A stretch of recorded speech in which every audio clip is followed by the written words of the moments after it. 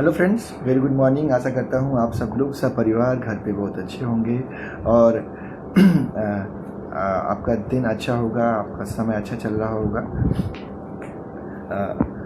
अभी ग्रुप में India 2020 and beyond book review होनी बाकी थी। इंडिया 2020 थी, हालांकि मैं इंडिया 2020 एंड बियॉन्ड बुक की रिव्यू करने की कोशिश करूँगा क्योंकि ये किताब उसका लेटेस्ट वर्जन है, तो वही मैंने परचेज़ करी।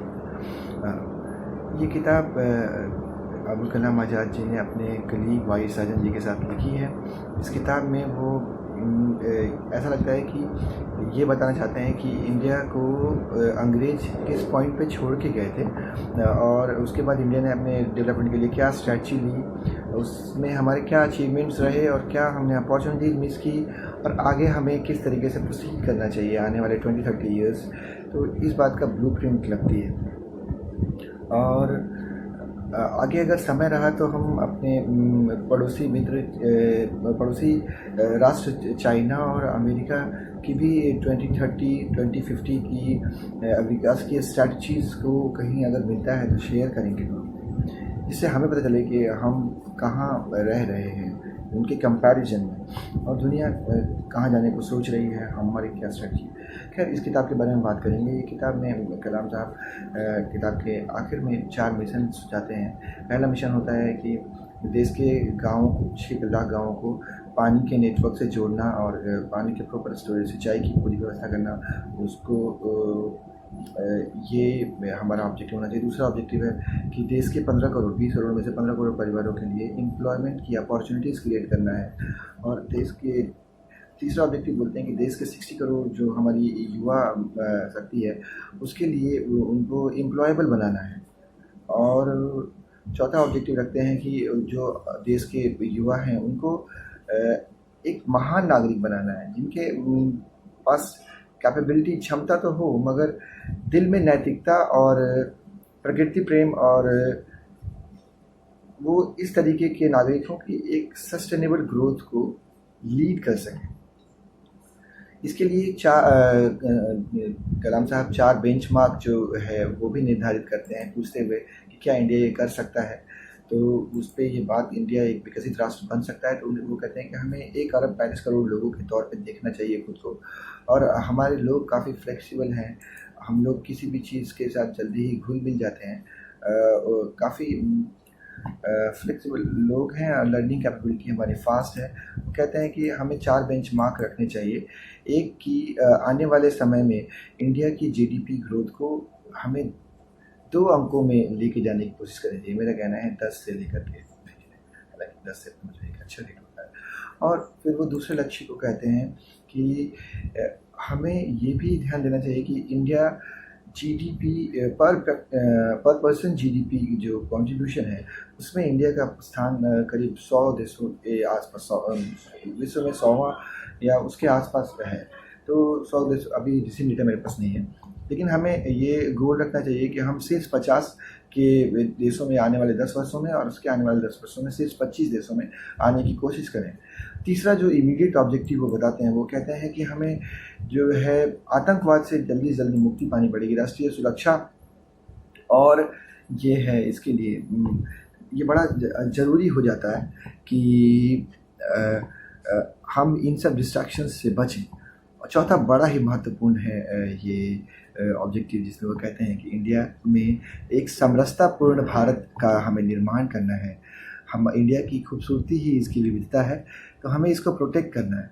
इसके लिए और इन लक्ष्यों के लिए वो सबके लिए, पंचायती नेता के लिए, स्टूडेंट्स के लिए, सांसदों के लिए, जो एल्डरली पर्सन्स हैं उन सब के लिए कुछ ना कुछ ऑब्जेक्टिव बोलते हैं। जहाँ बोलते हैं कि एल्डरली पर्सन्स अगर फिजिकली एक्टिव नहीं है तो they can guide young people. Students को बोलते हैं कि स्टूडेंट्स के का ऑब्जेक्टिव होना चाहिए कि वो सीखें और सीखें, सीखना जारी रखें, अनुशासित बने और जिम्मेदार नागरिक बने। वो पंचायती नेताओं को कहते हैं कि अपने गांव को एक नेटवर्क बना करके, सहकारी संघ से जोड़ करके उनको इंटरनेट से जोड़ना चाहिए और रिसोर्सेज अवेलेबल कराने चाहिए। जो बुनियादी सुविधाएं हैं, पानी की सुविधा, सड़क की सुविधा, इन सबको मुहैया कराना चाहिए ताकि गांव जो है तेज़ी से जीडीपी में कंट्रीब्यूट कर सकें। अब अगर किताब की बात करें तो किताब कई मामलों में क्वालिटेटिव भी है और क्वांटिटेटिव भी है। बड़ी विस्तार से किताब लिखी गई है, समय हो तो ज़रूर पढ़िएगा।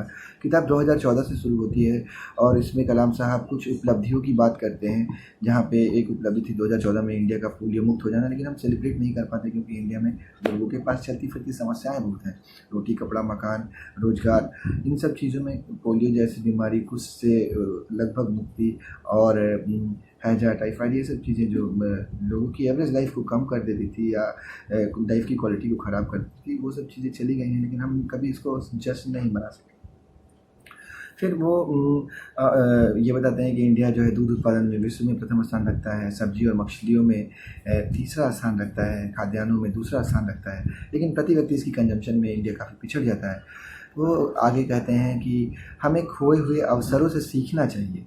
एक तो खोए हुए अवसरों में वो बोलते हैं कि 1960 के दशक में ही भाभा ने ये बता दिया था कि इलेक्ट्रॉनिक्स अगले विश्व का जो है बिजनेस है और विश्व को लीड करने के लिए इम्पोर्टेंट रोल रहेगा। तो एक इलेक्ट्रॉनिक्स आयोग भी उस समय बना इंडिया में, लेकिन वो इलेक्ट्रॉनिक्स उद्योग के लिए एक नियामक संस्था बन के रह गया, क्योंकि इंडिया का स्ट्रक्चर शुरू में एक समाजवादी स्ट्रक्चर था और कैपिटलिज्म को बड़ी हेय दृष्टि से देखा जाता था। उसके पीछे इंडिया के पास एक्सपीरियंसेस है। उस समय ही इंडिया ने Tata institute of fundamental research ने अपना वॉल वाला पहला कंप्यूटर, विश्व के पहले कंप्यूटरों में से एक बना लिया था। और लेकिन हमने उसके बाद इलेक्ट्रॉनिक्स पे कहीं ध्यान नहीं दिया। चाइना, ताइवान और सिंगापुर, ये सब छोटे छोटे देश जो उस समय इंडिया के आगे से पीछे थे काफ़ी, वो सब भी काफ़ी आगे निकल गए हैं। और इलेक्ट्रॉनिक्स के फील्ड में आज इंडिया जो टोटल इंपोर्ट करता है, 3rd नंबर का इंपोर्ट इलेक्ट्रॉनिक्स के पीछे करता है। और कलाम साहब कहते हैं कि आगे संभावना है कि हमारा इंपोर्ट और इलेक्ट्रॉनिक्स आइटम्स का, चूँकि हर कंपोनेंट, हर मशीनरी में वो इलेक्ट्रॉनिक्स का इस्तेमाल लगभग होता ही है, तो इलेक्ट्रॉनिक्स के इंपोर्ट का बिल जो है हो सकता है कि ऑयल इंपोर्ट बिल को भी क्रॉस कर जाए। फिर वो मैन्युफैक्चरिंग फील्ड में लॉस्ट अपॉर्चुनिटीज़ की बात करते हैं, जहाँ आज से 30 साल 40 साल पहले 35 साल पहले कोलकाता मेट्रो को लगाने के लिए हमने कंसल्टेंसी ली थी और अधिकांश चीज़ें इंटरनली की थी। उसके 30 साल बाद भी हमें जब दिल्ली में मेट्रो लगाना हुआ, हालांकि दिल्ली का मेट्रो प्रोजेक्ट बहुत ही उल्लेखनीय रहा, तो हमें सारी चीज़ें कंसल्टेंसी से लेकर के मैन्युफैक्चरिंग के लिए इम्पोर्ट पे आधारित होना पड़ा। आज भी हेवी मशीनरी हम बाहर से ही इम्पोर्ट करते हैं, मेजर पोर्शंस, और 4-5वें नंबर का इम्पोर्ट का खर्चा हमारा मशीनरी के पीछे का है। तो इस फील्ड में भी हमने अपॉर्चुनिटी लॉस की हैं। और कंस्ट्रक्शन फील्ड में वो कहते हैं कि हमें एमएसएमई पे बड़ा जोर देना चाहिए, क्योंकि रोज़गार देने में एमएसएमई का देश में काफ़ी बड़ा रोल है।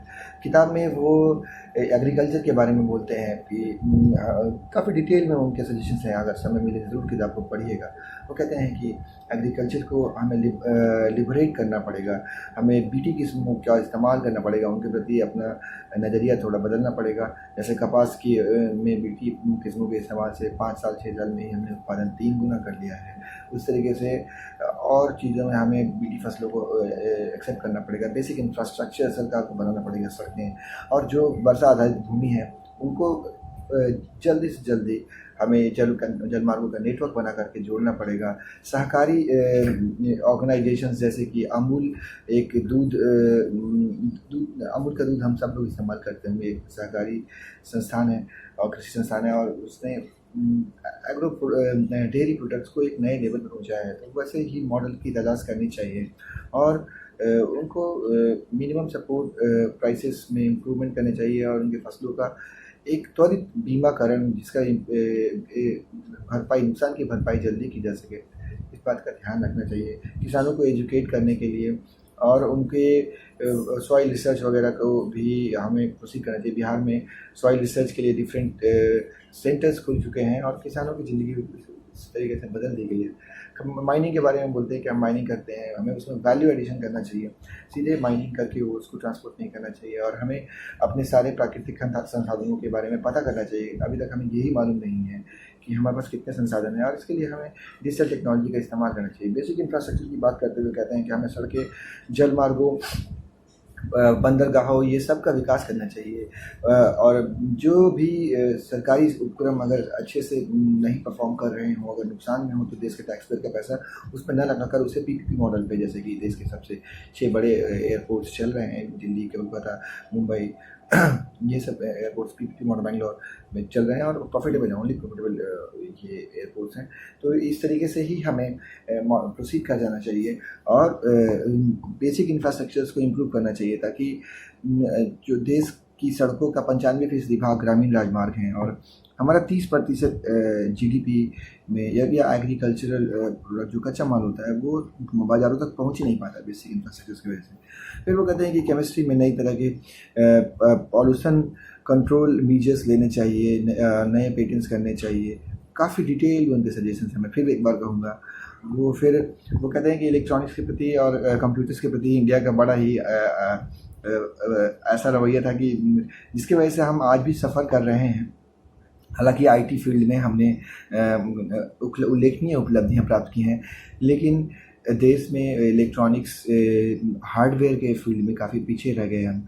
इसकी वजह से जो बायोटेक्निकल इक्विपमेंट्स हैं जो हेल्थ के लिए इस्तेमाल होते हैं डॉक्टर्स के पास या फिर हॉस्पिटल्स में, उसमें भी इलेक्ट्रॉनिक चिप्स का बड़ा ज़बरदस्त इस्तेमाल होता है, हम यहाँ पे मैन्युफैक्चर नहीं कर पाते।